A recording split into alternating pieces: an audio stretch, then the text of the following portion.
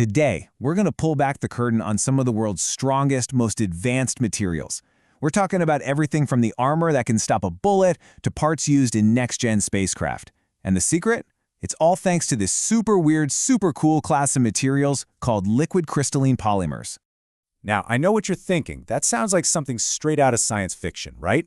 A material that just breaks all the rules we learned in high school chemistry. But believe it or not, that exact paradox is the secret key to unlocking unbelievable strength, and we're about to break down exactly how it all works. All right, so let's get right into it. To really get a handle on these superpolymers, we first have to wrap our heads around a truly bizarre state of matter that is their secret ingredient. So what in the world is a liquid crystal?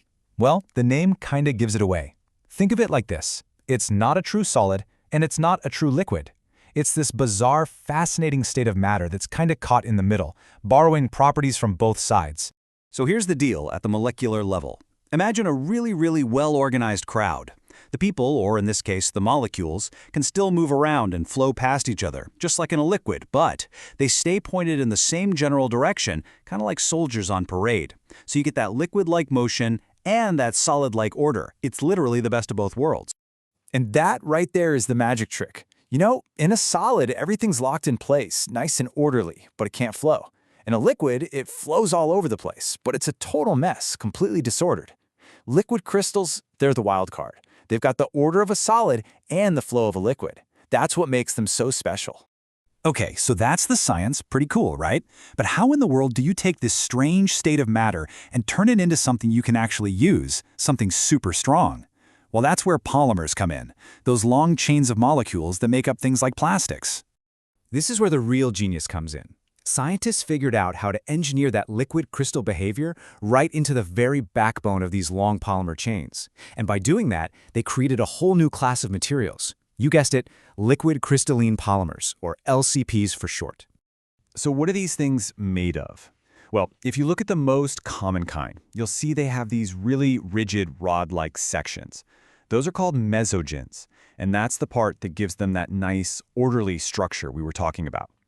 And sometimes, to give the material a little more wiggle room, engineers will pop in these flexible bits called spacers between the rigid rod. All right, so we've got these long chains with stiff, orderly bits. But so what? Why does that make them so unbelievably strong? Let's get to the secret sauce. And you know what? There's a perfect way to picture this. Imagine you've got a bunch of logs floating down a river. What happens? The flow of the water just naturally pushes them so they all line up side by side. Well, those stiff, rod-like parts of the LCPs do the exact same thing. And this picture just says it all, doesn't it? On the left, you've got your regular polymers.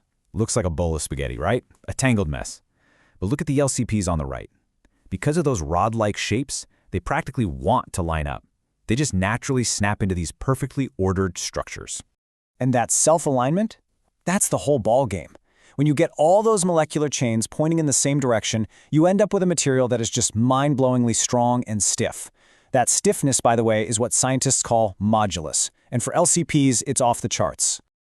Okay, time to talk about the superstar of the LCP world, the one you've probably all heard of, a material that takes this whole idea of molecular alignment to an absolutely insane level, Kevlar. I mean, look at these stats. They're just nuts. Kevlar is incredibly strong, super stiff, ridiculously lightweight, and it can handle some serious heat. But the most amazing thing, the real showstopper, is how it combines that insane strength with its low weight. Which brings us to this number, 2,500. Now, this is what's called its specific strength. Basically, it's a measure of its strength-to-weight ratio. So, how good is 2,500, really? Well, this chart puts it all into perspective. Your average metals, they clock in around 100. Kevlar is all the way up there at 2,500. We're not talking about it being a little stronger pound for pound. We're talking about it being in a completely different universe. So what's the final secret that locks all this strength in place? Once you have those long, stiff chains lined up perfectly, they're held together by these powerful forces called hydrogen bonds. And you can think of these bonds like molecular Velcro. They just grip onto the chains next to them, making the whole structure unbelievably tough to pull apart. All right, so this stuff is clearly amazing, but it's for way more than just bulletproof vests.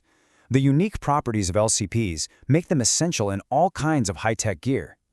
I mean, yeah, you've got Kevlar and body armor and super strong ropes, but LCPs are also a huge deal in aerospace, where every single gram you can save is a massive win. They're also used to make tiny, super precise electronic parts because they don't melt or warp when things get hot. And there's a whole family of other LCPs out there, like Vectra and Zidar, each one cooked up for a specific demanding job. So think about that. By playing with a state of matter that's a liquid and a solid at the same time, we ended up with materials like Kevlar. It really makes you wonder, right? What other impossible-sounding ideas are just sitting out there, waiting for us to figure them out and turn them into the next generation of supermaterials?